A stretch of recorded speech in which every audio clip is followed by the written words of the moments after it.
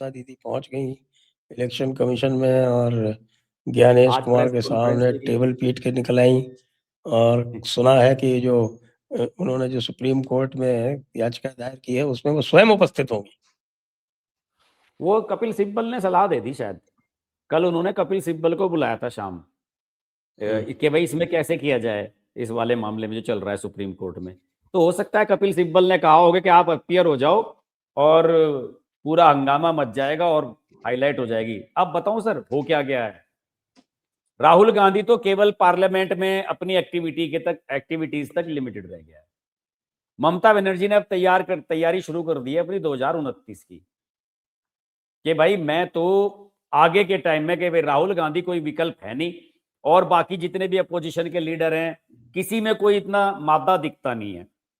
किसी के साथ एज फैक्टर है, शरद पवार के साथ, नीतीश इनके साथ से चले गए थे, बीआरएस फेल हो चुकी है, जगन मोहन रेड्डी फेल हो चुके हैं, डीएमके जो है वो तमिलनाडु तक लिमिटेड है। तो इन्हें ऐसा लग रहा है कि अगली बार अगर अभी से प्रयास शुरू किए जाएं तो माहौल बन सकता है।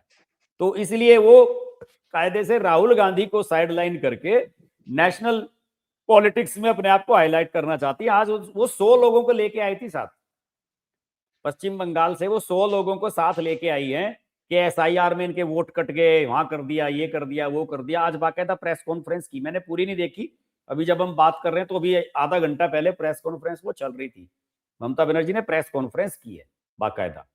तो हो सकता है कि एक आध दिन और फालतू रहने का इसमें योजना बना ली हो, कपिल सिब्बल ने सलाह दे दी हो कि आपके पास दीदी नेशनल लीडर के रूप में उभरने का मौका है, आप आ जाओ।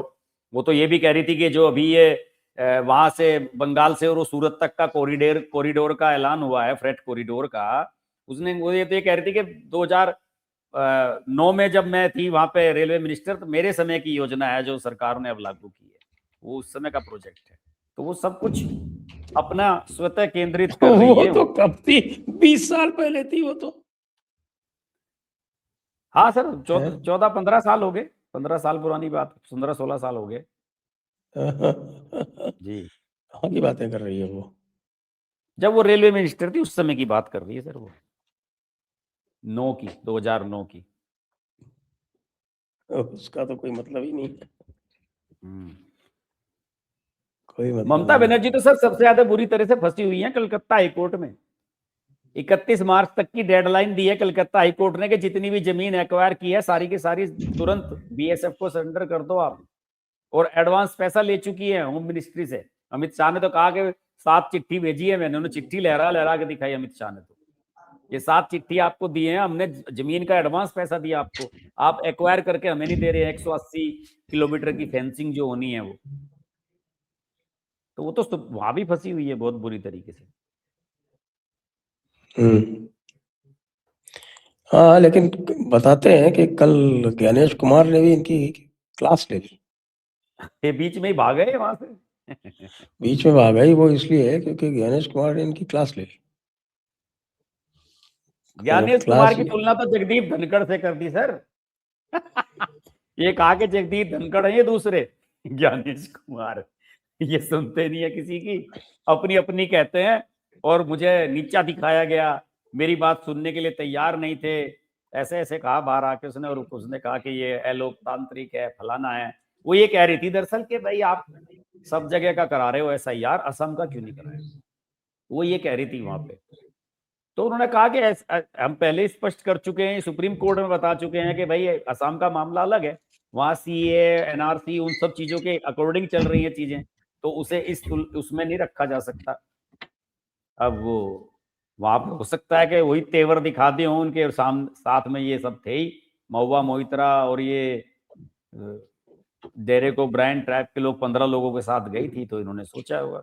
ऐसे तो इनकी आदत है ये, इस तरह के जो लोग होते हैं सर वो इसी में ही अपनी प्रसन्नता समझते हैं, इसी में अपनी जीत समझते हैं कि हमने फला अधिकारी की मीटिंग का बायकॉट कर दिया, हमने उनकी सुनी नहीं। आपको याद होगा एक बार मोदी जी वो तूफान आया था उसकी मीटिंग लेने के लिए गए थे वहां किसी उसमें, तो वो आगे थे उड़ीसा वाले, ये नहीं आई थी, इन्होंने वो किसी उसे भेज दिया था अपने अधिकारी को।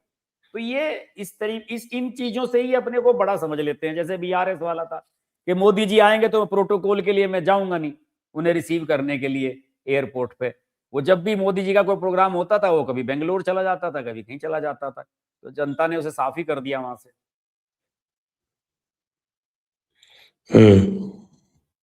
करेक्ट। ये तो खैर होगा ही, अगर इस तरह से करेंगे तो होगा ही। इसीलिए आप देखें कि राहुल गांधी असम नहीं जाते, असम जाने से घबराते हैं थोड़ा। असम में अभी इन्होंने शुरू भी नहीं किया कुछ। गौरव गोगोई का क्या प्लान है वहां का, समझ में नहीं आया। गौरव गोगोई तो सीएम बनने के लिए तैयार बैठा हुआ है, वहां क्या चक्कर है। और अब की बार ये भी नहीं पता कि वो बदरुद्दीन अजमल के साथ ये अलायंस वलायंस करवाए करेंगे या नहीं। पिछली बार तो ये मर गए थे उसके साथ अलायंस करा के, एयूडीएफ के साथ। उसके साथ भी क्या करने वाले हैं। इस बार शायद नहीं कर रहे हैं। वो तो विधानसभा चुनाव के बाद ही झगड़ा हो गया था इनका। पिछली बार तो 1 साल के बाद ही हो गया था झगड़ा तो। लेकिन ये है ना कि राहुल गांधी का कुछ पता नहीं ना, उसे तो मुसलमानों के वोट चाहिए तो कुछ भी कर सकता है वो तो, राहुल गांधी तो।